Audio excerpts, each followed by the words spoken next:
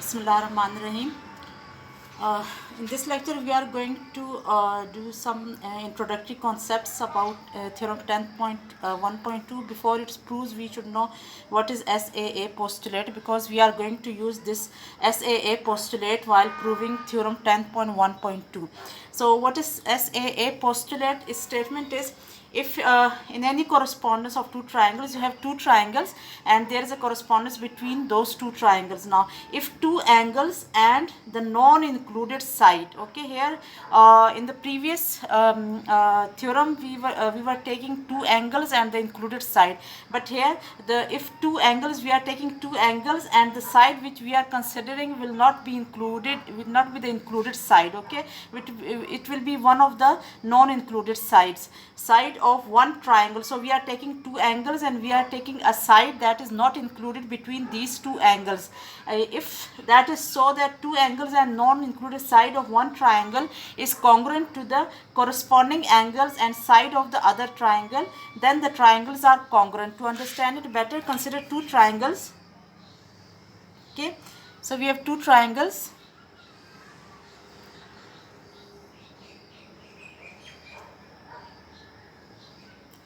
Consider triangle A, B, C and triangle D, E and F. Here we have two angles. Suppose let those angles be angle 1 and that angle B and angle E. Let this be the first angle. Suppose that angle B is congruent to angle E. Okay, and we have two angles. Let the first angle be B and E and the second be C and F. Okay, angle C is congruent to angle F. Now we are given one side also. The side is the non-included side of these two triangles, these two angles. Sorry, the included side of these two angles is this one, B to C. This is the side which is included by these two angles. So we are considering the non-included side. Non-included sides will be either AB or AC. Okay, AB is not the included side of BC, so this is the non-included side. AC is also on the non-included side. So if any one of these two is given and these two angles are given, but be careful that in this postulate we are considering the non-included side. This is the non-included side of both the angles.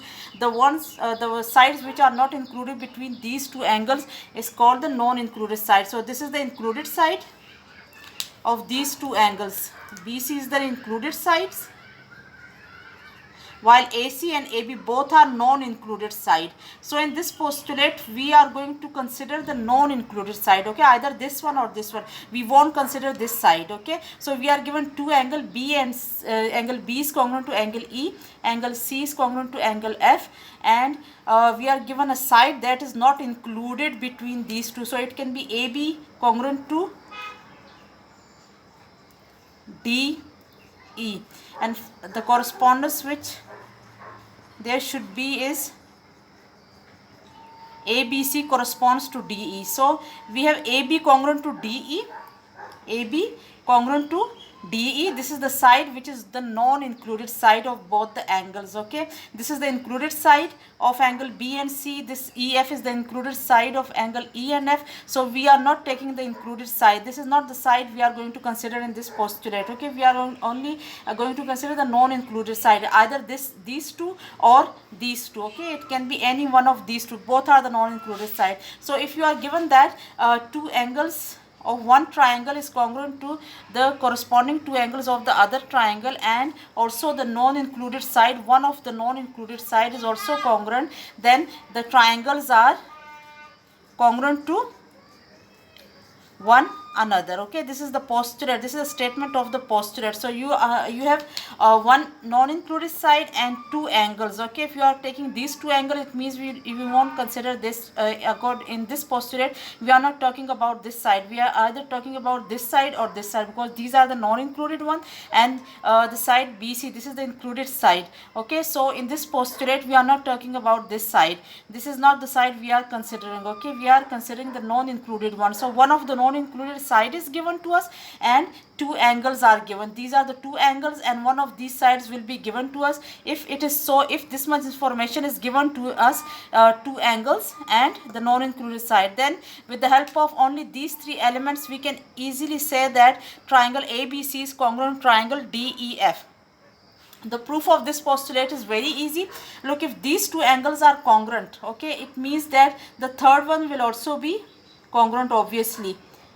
Okay, if these two angles are congruent, suppose this is let us say 40 and this is 50, okay, and this will also be 40 and 50, so obviously the third one will also be same. So if you want to prove this postulate, we can easily prove it with the help of the theorem 10.1 that we have already done. In that theorem we had two angles and the included side. So if we consider these two sides, these two angles, sorry, and this side, these are given to us. So with the help of theorem 10.1.1 we can prove this postulate if you want to prove it. Otherwise, here in theorem 10.1.2 we are going to use this postulate only. Okay, we don't need to prove this postulate, but if you want to prove it, you can prove it with the help of 10.1.1. okay, in theorem 10.2 we are just going to use it if the statement of this theorem. Okay, so if we are given any two angles and the side which is not included between the angles, if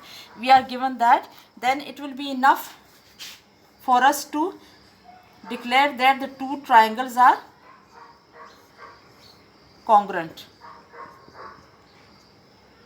Okay, so if two angles and one of the non-included side, okay, either this one or this one, if this is the information given to us, on the base of this information we can say that triangle ABC and DEF both are going to be equal to one another.